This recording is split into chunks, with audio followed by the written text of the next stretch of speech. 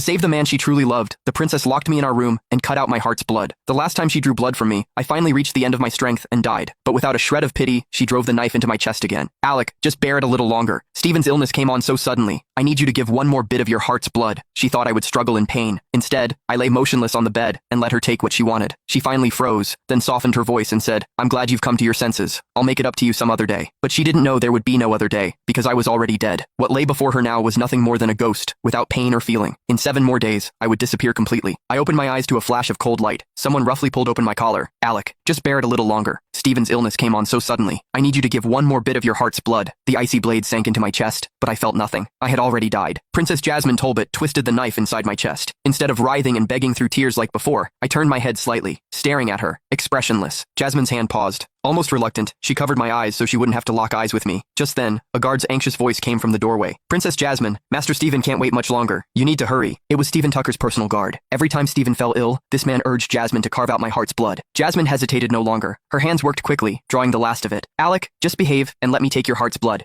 You should feel blessed that you're able to save Stephen. Once he has recovered, I will compensate you. Beneath her palm, I closed my eyes, holding back bitter tears. Another day? She didn't know my life had ended today. When I lay still, Jasmine put away the blood, tucked the blanket around me, and left without looking back. I watched her hazy figure retreat, letting out a soft laugh. Then my lips froze. My tears finally broke through. A month ago, her cousin Stephen had returned to the capital after his wife's death. Because his old heart condition flared up, he needed compatible heart's blood for his medicine. Using her authority, Jasmine tested every blood source in the city. Only I matched. We had been married for 5 years. At first, she only agreed because of my father's dying wish, but later, we grew close. She would care for me day and night when I had a cold. I personally saw to her meals, never letting anyone else do it. I never thought that for Stephen's sake, she would personally carve out my heart's blood. Time and again, I begged. Time and again, she took it by force. Until today, when my life force failed, I withered and died, but she was like ice. She didn't even notice I had stopped breathing. All she cared about was taking my blood to Stephen. Because my resentment was too great, I could not enter reincarnation. The King of Hell gave me 7 days to return to the living world and settle my grudges. But when I opened my eyes again, Jasmine still tried to carve out my blood. I was already a ghost without feeling, yet my chest ached as if wind were blowing through a hole in it. Cold tears spilled from my eyes. I pressed my hand to my chest, thinking bitterly that in 7 days, I would disappear completely. The next day, I went out to order a coffin for myself. The coffin shop owner was surprised. Young man, you're still so young. Why are you preparing a coffin for yourself? I smiled bitterly, shaking my head. He gave me a sympathetic look and let out a small sigh. He must have thought I had some incurable disease, but I didn't bother to explain. There was no escaping death. After taking care of that business, I slowly wandered the streets.